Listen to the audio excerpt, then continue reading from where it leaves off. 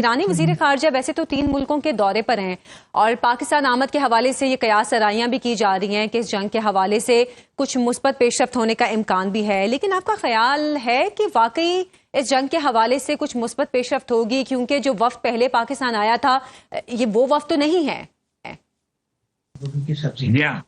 देखिए, ये वो वक्त बिल्कुल नहीं है और मैं नहीं समझता कि ईरानियों ने अभी इरादा कर किया है कि वो अमेरिका से फिर से दोबारा अमेरिकी वफ्द से बात करेंगे और ना ही कोई अमेरिकी वफ्द के आने की कोई बात हुई है। तो मैं समझता हूँ कि ये एक मशवरा करने के लिए वो दौरा कर रहे हैं और पाकिस्तान अच्छा। जाहिर है एक उनका अहम पड़ोसी मुल्क है और बहुत अहम रोल अदा किया पाकिस्तान ने जंगबंदी में, और फिर उनका जो पहला राउंड अमरीकनों के साथ हुआ था उसमें भी पाकिस्तान ही ने उन दोनों को इकट्ठे एक मुज़ाकरात की मेज पे बिठाया था। तो पाकिस्तान का तो एक कलीदी रोल इस मामले में रहा है। मेरा ख्याल है अभी मशवरा करेंगे। अभी ईरान कहता है कि जब तक हुर्मुज का ब्लॉकेड नहीं उठेगा, जब तक रास्ता क्लियर नहीं हो जाएगा और बिल्कुल आज़ाद आमद रफ्त जहाज़ों की नहीं होगी, तब तक वो फिर से मुज़ाकरात नहीं करेंगे। ये उनका मौक़िफ़ है। लेकिन नकी साहब, अमेरिका जिस तरह कह रहा है, अमेरिकी सदर ट्रंप ने गुज़श्ता रोज जिस तरह कहा कि ईरान बमबारी से ज्यादा ब्लॉकेज से परेशान है, तो इसका मतलब उनको ईरान की जो दुखती रग है उसका पता चल गया है, तो वो इतनी आसानी से तो ब्लॉकेज नहीं हटाएगा। पहले तो ट्रंप ने कहा था कि देखिए हमें फर्क नहीं पड़ता है हुर्मुज में क्या हो रहा है, क्योंकि अमेरिका की तिजारत तो हुर्मुज के जरिए नहीं है। तो ट्रंप तो मुख्तलिफ बातें करते हैं।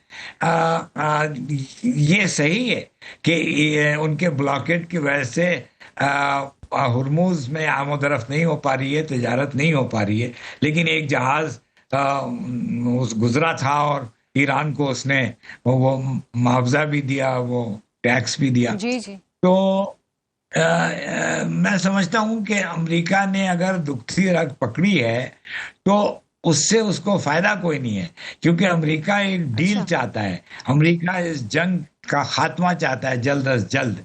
तो उससे क्या उसको फर्क पड़ेगा अगर वो वहां पे रोके रहेगा, तो वो समझता है ईरान पे इसका दबाव पड़ेगा। लेकिन ईरान उस किस्म का मुल्क नहीं है कि दबाव में हार मान जाए। ईरानी बड़ी बड़ी दिलेर कौम है, लड़ते रहते हैं, आखिर तक लड़ते रहेंगे। और ये तो नकी साहब, क्या वो डील, क्या अमेरिका जो आप कह रहे हैं डील चाहता है, क्या वो डील इस एक हफ्ते में हो जाएगी? क्योंकि इस एक हफ्ते के बाद अमेरिकी सदर ने कांग्रेस से भी मंजूरी लेनी है जंग के हवाले से, तो क्या मुमकिन है इस एक हफ्ते में वो डील हो जाए? अब अमेरिका के ख्वाहिश के मुताबिक हर चीज तो नहीं होगी।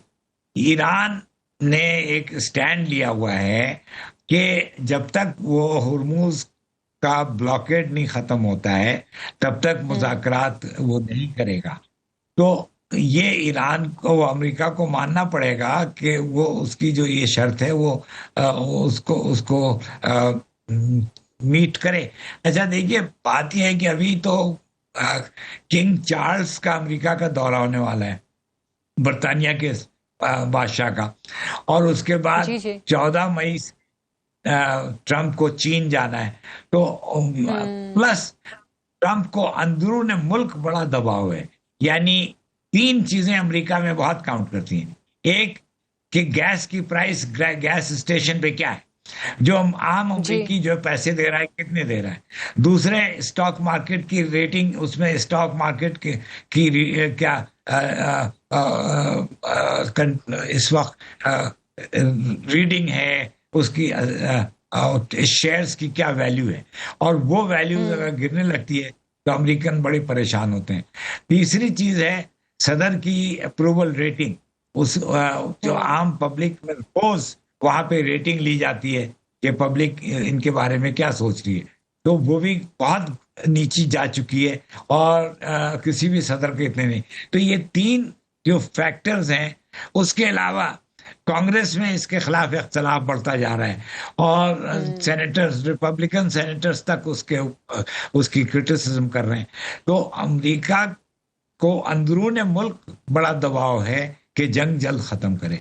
अच्छा नकवी ईरान, साहब, आपके ख्याल में जो ये दो दौरे हैं, एक बरतानवी बादशाह का दौरा अमेरिका का और दूसरा अमेरिकी सदर का दौरा चाइना का, इस माहौल में जबकि बरतानिया ने इस जंग में साथ देने से इनकार किया और दूसरी जानिब चीन ईरान के साथ है, तो ये दौरे क्या इम्पैक्टफुल होंगे? हाँ बिल्कुल, ये दौरे जो हैं इसमें भी अव्वल तो बादशाह भी उनको राय देगा, क्योंकि बरतानिया की हुकूमत का जो केयर स्टारमर का जो बयान था कि we have nothing to do with this war, उसने ये बयान दिया है। तो अब वो किंग चार्ल्स भी यही आके कहेगा। अच्छा, खास तौर पे चीन ईरान का इत्तेहादी है, साथी है, तो चीन तो कहेगा कि ये ईरान से जल्दी तय करो, तस्फिया करो बिल्कुल बिल्कुल। और हालात को नॉर्मल लाओ, हुर्मुज को खोलो, ताकि तिजारत, दुनियावी तिजारत पूरी बराबर से होने लगे।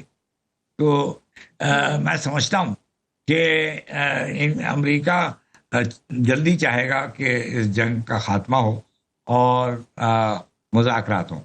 मुज़ाकरात के कई स्टेजेस हो सकते हैं। जौहरी प्रोग्राम के बारे में एक स्टेज पे कुछ बातें होंगी, कुछ तय होगा, कुछ नहीं तय होगा, और दूसरे हुर्मुज के बारे में बातें होंगी। तीसरे ईरान के ऊपर जो सैंक्शंस हैं, जो उसकी पाबंदियां हैं, जो उसके पैसे फंसे हुए हैं, वो सारे डिस्कस होंगे और सॉर्ट आउट होंगे। तो मुज़ाकरात तो अगर होती भी है तो एक और राउंड नहीं बल्कि कई और राउंड होने पड़ेंगे मेरे ख्याल में। अच्छा नकवी साहब, बैनुल-अक़वामी सिफारतकारी में बंदरगाहों को ब्लॉक करने जैसे इक़दामात को किस तरह देखा जाता है?